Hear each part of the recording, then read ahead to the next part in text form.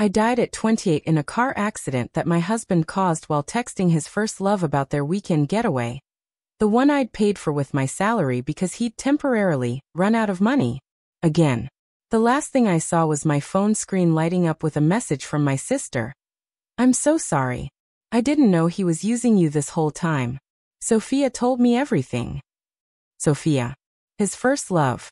The woman he'd spent 10 years telling me was just a friend, while I worked 2 jobs to support his dreams, paid for his MBA, and slowly erased myself to make room for his ambitions. My name is Maya Chen, and I gave my husband Ryan Mitchell everything from age 18 to 28. A decade of my life spent being told I was paranoid, jealous, and insecure whenever I questioned his relationship with Sophia. When I opened my eyes again, I wasn't in heaven or a morgue. I was 18 years old, lying in my childhood bedroom, staring at my phone screen showing a text from Ryan. Can't wait for our date tonight. Finally worked up the courage to ask you out. You won't regret saying yes, smiling face with smiling eyes. This was the beginning.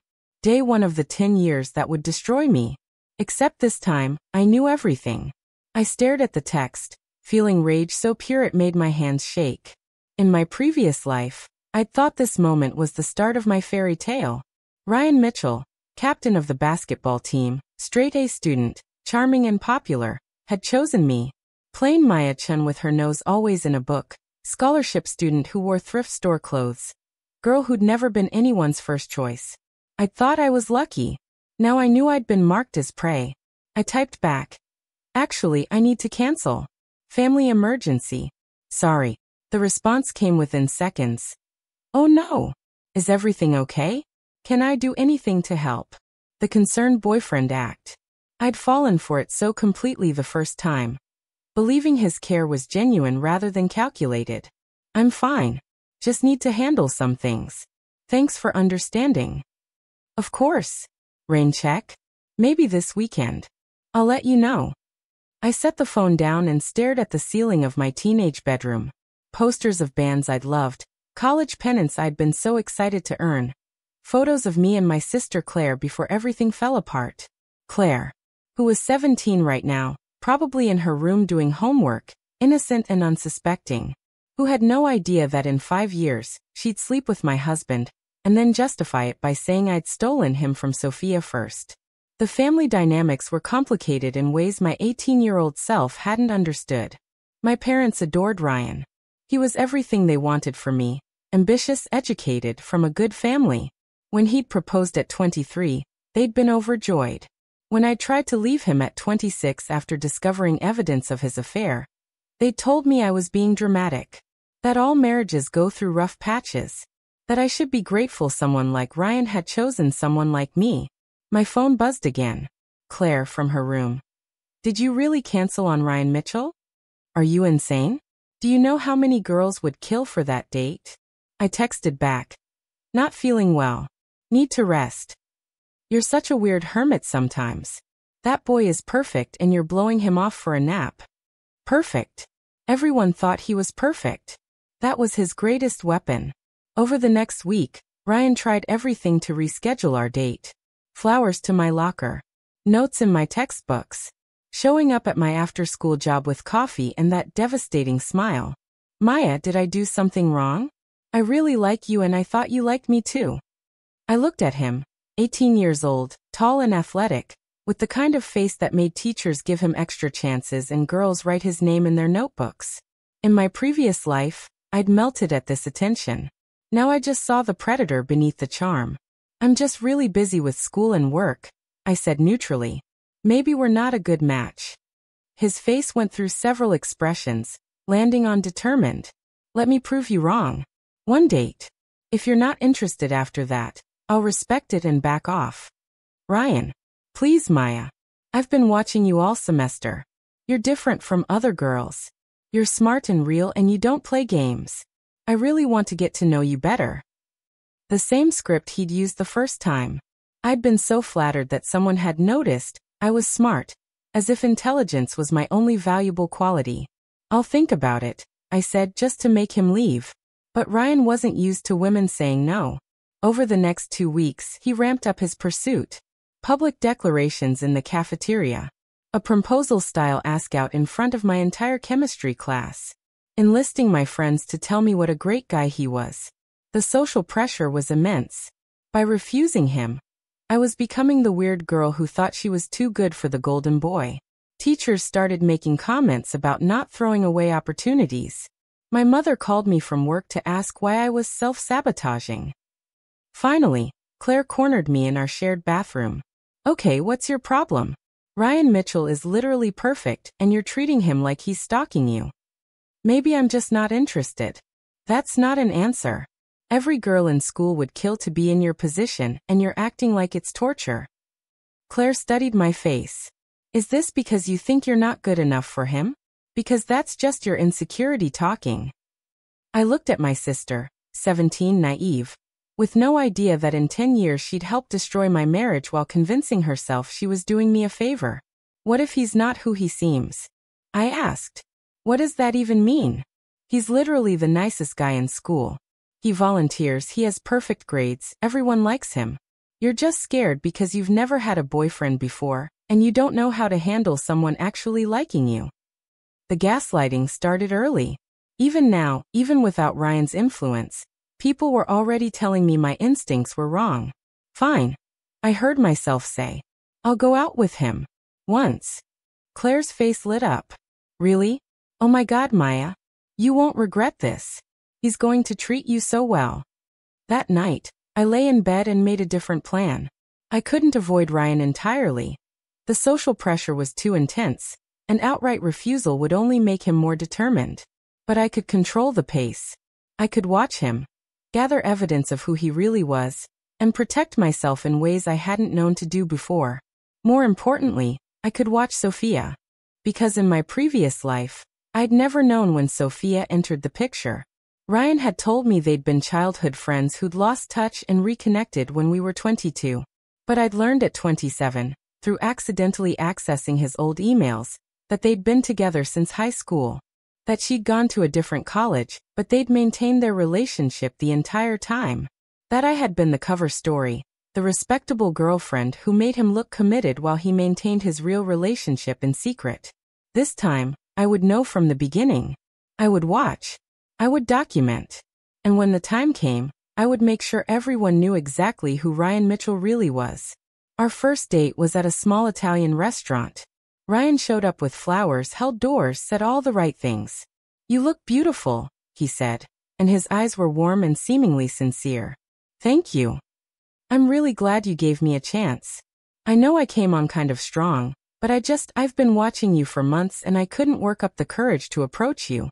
You're so smart and focused, and you don't seem to care about all the petty drama everyone else is into."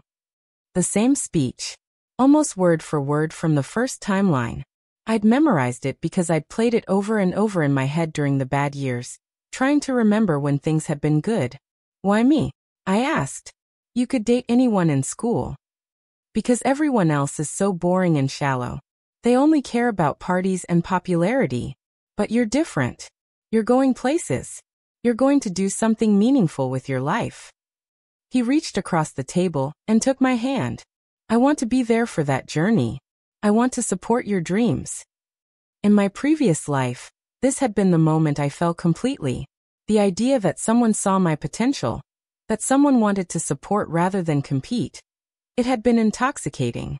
Now I saw it for what it was: reconnaissance. He was finding out what I wanted so he could position himself as the provider of those things. "What about your dreams?" I asked. "What do you want?" Ryan's face shifted, became more animated. "I want to get my MBA, start my own business. I'm thinking tech, maybe consulting. I want to build something that matters, you know? Not just work for someone else my whole life." "That's ambitious." "I know. And it's going to take a lot of work, and probably some financial risk. But I think if you have the right partner, someone who believes in you and is willing to invest in the future you're building together." He squeezed my hand. "I think anything is possible." There it was. The setup. The suggestion that partnership meant financial investment. That love meant funding his dreams while mine took a back seat. "What are your plans for college?" I asked, pulling my hand back gently to pick up my water glass. I got accepted to state on a basketball scholarship. Not the most prestigious school, but it's practical. What about you? I got a full academic scholarship to Northwestern, I said, watching his face carefully. A flicker of something, not quite jealousy but calculation, crossed his features before he smiled. That's amazing. Maya, that's incredible. You must be so proud. I am. That's so far from here though. Chicago, right? That's what, 8 hours away? Something like that. Long distance is tough, he said carefully. But if two people really care about each other, they can make it work. My parents did long distance for 2 years before they got married. They always say it made their relationship stronger. I'd forgotten about this conversation. About how he'd immediately started laying groundwork for controlling my college choice, making me feel guilty for choosing a school far away, planting seeds of doubt about whether I could maintain a relationship and pursue my dreams. In my first life, I'd transferred to state after a semester at Northwestern. Ryan had convinced me that our relationship was suffering, that I was becoming distant and different, that if I really loved him I'd want to be closer. My parents had supported the transfer, saying state was more affordable anyway, and that I shouldn't throw away a good relationship for pride. I'd lost my scholarship, taken on debt to pay for state, and spent the next few years working multiple jobs to make up the difference. Not this time. I think if a relationship is meant to be, distance doesn't matter, I said. And if it is meant to be, it'll survive us both pursuing our dreams independently. Ryan's smile tightened almost imperceptibly. Of course. You're right. I just meant, I'd miss you. That's all. The rest of the date proceeded smoothly. He was charming, attentive, perfect. When he dropped me off at home, he kissed me gently on the cheek. Can I see you again? Maybe. I'm pretty busy with finals coming up. I understand. You're focused on school. That's one of the things I really admire about you. He paused. There's a party this Friday at Jake's house. Nothing crazy, just some friends hanging out. Would you want to come? No pressure if you're busy. I remembered this party.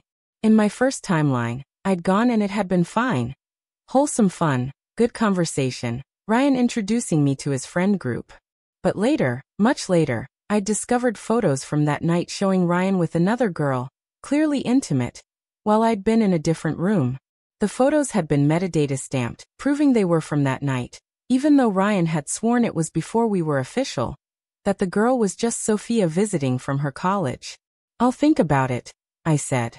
After he drove away, I stood in my driveway and pulled out my phone. I had Ryan's social media accounts memorized from my previous life. In this timeline, most of them weren't connected to me yet, because we'd only been on one date. I created a fake account, generic name, stolen photos from stock websites, carefully curated to look like a real college student from Sophia's school. Then I started searching. Sophia Chun. Same last name as me, which had been one of Ryan's excuses later. Why he had so many photos with a Chun, why his family talked about her so much, why he'd occasionally slipped and called me by her name. We're just confused because you're both Chun, he'd say, making me feel stupid for being upset. Her profile was private, but her tagged photos weren't. And there, in a post from 3 days ago, was a picture of Ryan and Sophia together with the caption, "Visit from my favorite person 2 hearts hashtag long distance a but worth feet hashtag couple goals." The photo showed them in his car, the same car he'd picked me up in tonight. He had his arm around her, both of them making exaggerated kissy faces at the camera. The post had dozens of likes and comments. So cute. Relationship goals. When are you guys getting married already? My hands shook as I screenshotted everything. 3 days ago. While he'd been begging me for a date, telling me he'd been watching me for months, promising I was special. I went inside and found Claire in her room. "Hey," I said. "Can I ask you something?" She looked up from her homework. "What? Do you know if Ryan Mitchell has a girlfriend?" Claire's face scrunched up in confusion. "What? No. Why would he be asking you out if he had a girlfriend? Plus everyone would know. He's way too popular for something like that to stay secret." "What about someone at a different school? Someone in college? Where is this coming from? Did your date go badly?" "No, it was fine. I thought I saw him with someone in some photos online. Probably an ex or a friend. Maya, you're overthinking this. Ryan's a good guy. Everyone knows that. Everyone knew that. That was the problem. Ryan's reputation was so spotless that questioning it made you look crazy. Over the next week, I declined the party invitation but agreed to study together. Ryan was patient, understanding, supportive. He brought me coffee during late-night library sessions, helped me with calculus, made me laugh when I was stressed about finals. And every few days, new photos appeared on Sophia's social media. Ryan visiting her at college. Sophia visiting him here. Dates, intimacy, clear couplehood, all time-stamped and geotagged, proving they were happening concurrently with his pursuit of me. I documented everything. Screenshots, saved posts, careful notes about dates and times, and his lies about where he'd been. Sorry I couldn't study with you Wednesday, he'd text. Family stuff came up. Wednesday's photos showed him and Sophia at a restaurant 2 towns over.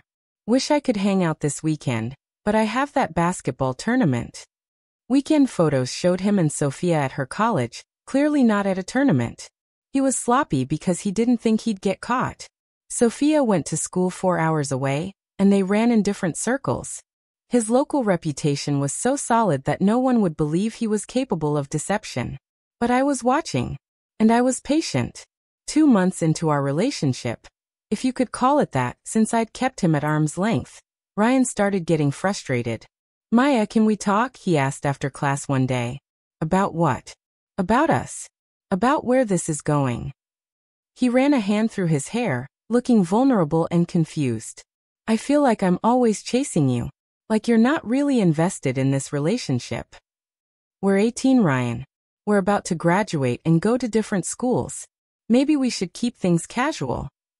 Is this about Northwestern? Because I told you we can make long distance work. I'm not changing my plans, I said firmly. I'm not asking you to. He softened his voice.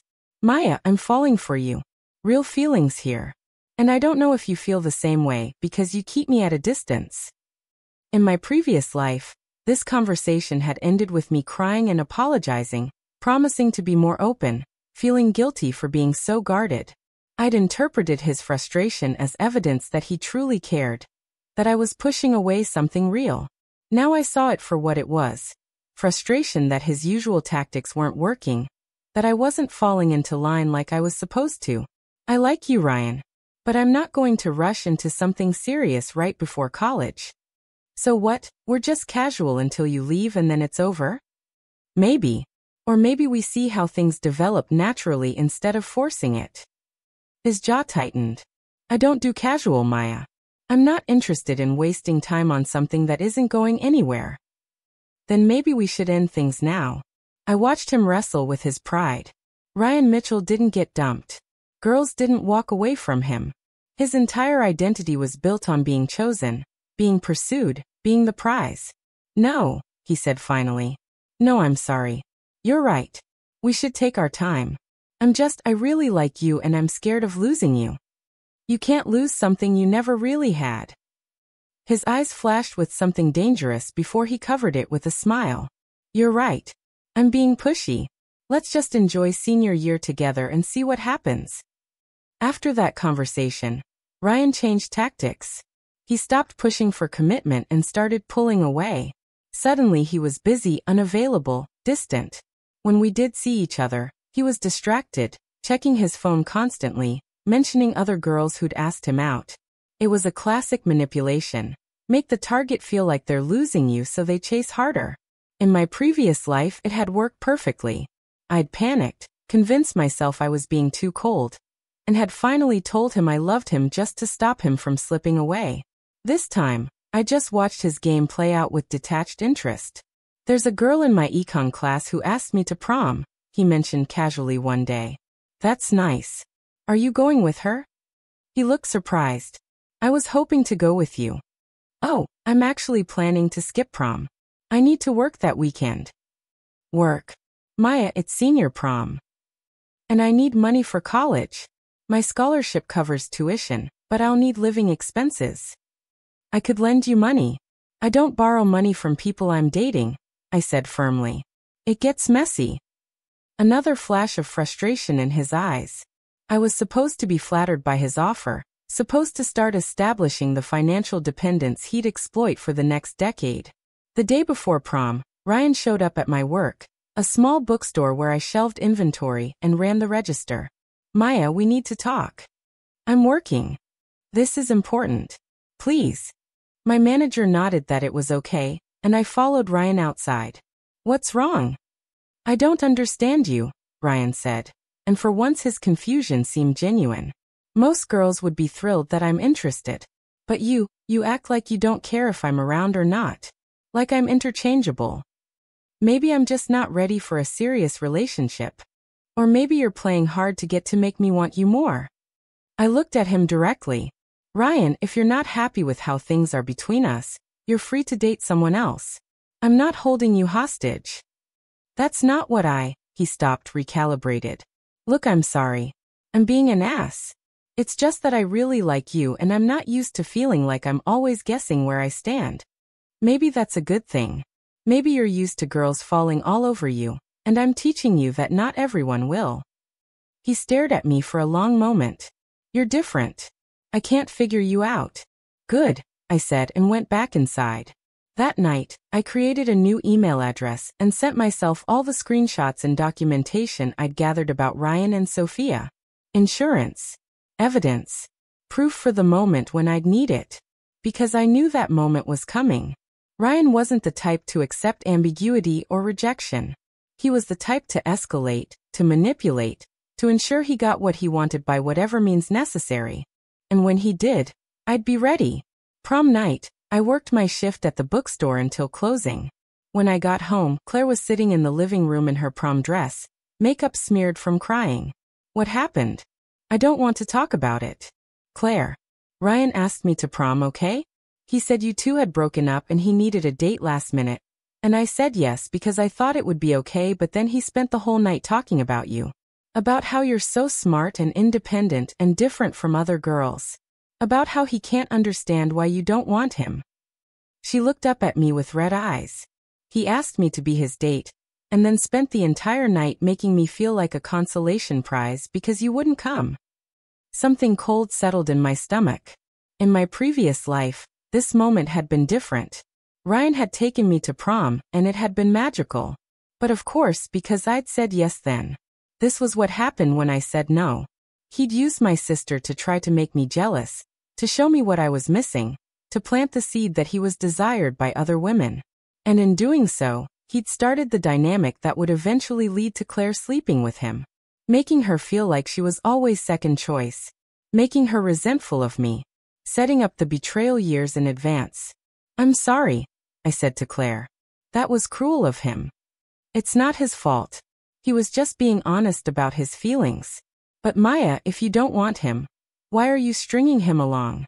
Why can't you just let him move on? Claire, I'm not. Everyone can see he's in love with you. Everyone can see you're just playing games with him. It's mean. You're better than this. She stomped upstairs and slammed her door. I stood in the living room, understanding for the first time how Ryan had turned Claire against me years before the final betrayal. How he'd painted me as the cold one, the heartless one. The one who couldn't appreciate what she had. How he'd positioned himself as the victim of my cruelty. And Claire, sweet 17-year-old Claire who'd never been in love, and thought she understood how relationships worked, had believed him. The next day, Ryan texted me. Can we talk? In person? It's important. About what? About us. About everything. Please, Maya. I need you to understand something. We met at the park near school. Ryan looked tired, vulnerable, with the kind of raw emotion that had always made me cave in my previous life. I'm sorry about taking Claire to prom, he said immediately. That was petty and wrong. I was hurt that you said no, and I wanted you to see that other people find me attractive. I never said you weren't attractive. But you don't act like you're attracted to me. You keep me at a distance. You won't commit to anything. And I'm trying to be patient, trying to respect your boundaries. But Maya, I'm 18 and I'm in love with you, and I don't know what else to do to prove that I'm serious. Did you know Sophia Chin posted photos of you two together while you were at prom with my sister? The color drained from his face. What? I pulled out my phone and showed him the screenshots. Sophia's posts from prom night, time-stamped and geotagged to our town. Photos of Ryan's car parked outside her hotel. Posts saying, surprise visit from my man, smiling face with heart eyes, #prom night, #reunited. That's not what it looks like. What is it then? She's an old friend. She came to visit, and I saw her for like 10 minutes before prom. It doesn't mean anything. She calls you her boyfriend. She posts couple photos. She talks about your relationship constantly. And you're telling me it means nothing. Ryan's mind was racing, trying to calculate how much I knew, how much I'd figured out. Maya, Sophia and I have a complicated history. We dated in freshman year, and she's never really moved on. I've told her repeatedly that we're just friends, but she has trouble accepting it. I keep her around because we grew up together and I don't want to hurt her feelings, but it's not real. Not like what you and I have. We don't have anything. Yes, we do. Maya, you're the one I want. You're the one I've been pursuing for months. Why would I do that if I had a girlfriend? I don't know, Ryan. Why would you? He stared at me, and I saw the moment he decided honesty wouldn't work. You're being paranoid. You're letting jealousy make you see things that aren't there. Sophia is a friend. That's all. And if you can't trust me enough to believe that, then maybe you're right that we shouldn't be together. Okay, we shouldn't be together. Thank you for clarifying that. I started to walk away and Ryan grabbed my arm. Wait. Maya, wait. Please. I don't want to break up. I'm sorry. You're right to question me. The situation with Sophia is weird and I should have been more upfront about it. Let go of my arm. He released me immediately. I'm sorry. I'm scared of losing you. Can we please talk about this? Really talk? There's nothing to talk about. You lied to me. You're in a relationship with someone else while pursuing me. I don't date liars. I'm not in a relationship with her. I swear, Maya.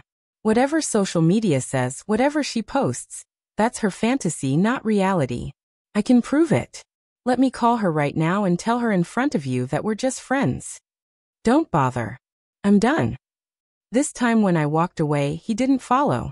But I could feel his eyes on me. And I knew with absolute certainty that this wasn't over. Ryan Mitchell didn't take rejection well. And I just handed him his first real no. Over the next week, things escalated. Ryan started spreading rumors at school.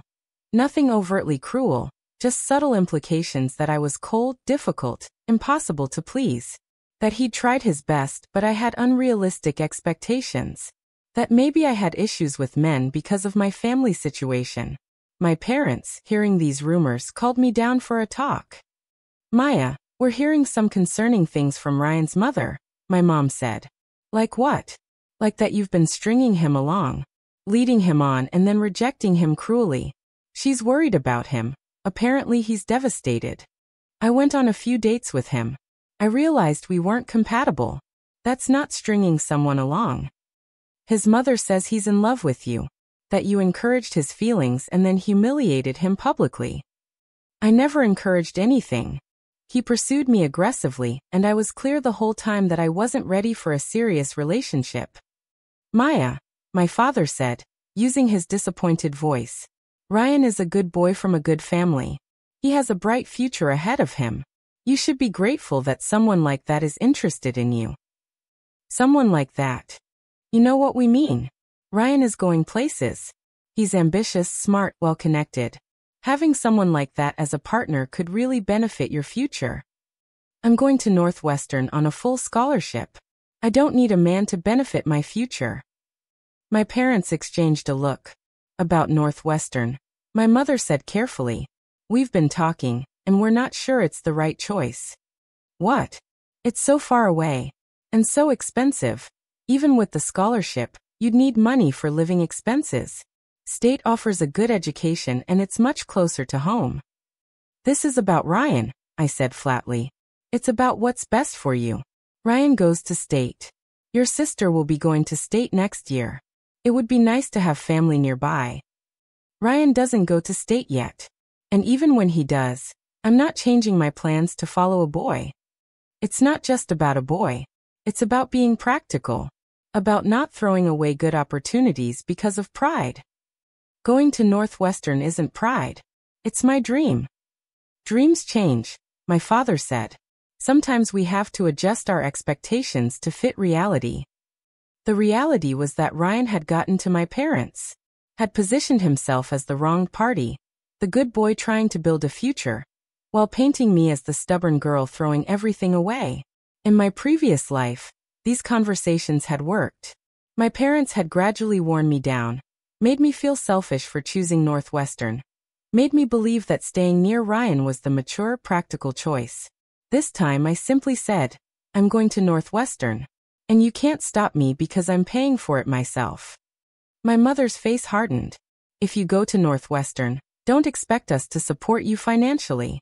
No help with rent, no emergency money, nothing. You'll be completely on your own.